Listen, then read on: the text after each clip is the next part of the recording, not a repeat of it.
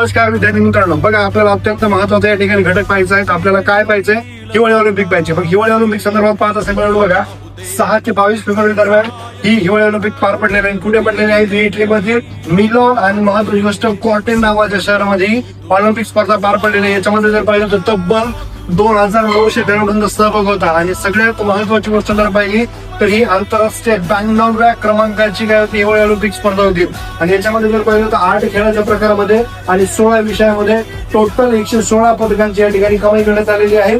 आणि सगळ्यात महत्वाची गोष्ट जर पाहिली तर अव्वल क्रमांकावर नॉर्वे नावाचा देश आहे. आणि याच्यामध्ये जर पाहिलं तर नॉर्वेने 18 सुवर्ण पदकासह टोटल 41 पदकाची कमाई करण्यात आलेली आहे. दुसरी गोष्ट जर पाहिली तर भारत असेल, अर्जेंटिना असेल, दक्षिण आफ्रिका असेल, पोर्तुगाल असेल, या देशांना एकही पदक या ठिकाणी कमवता आलेलं नाहीये. चालेल, जय हिंद. उदे मनी सुंजायची पुन्हा अडवतील ही राखवादळे सिद्ध होनी तुला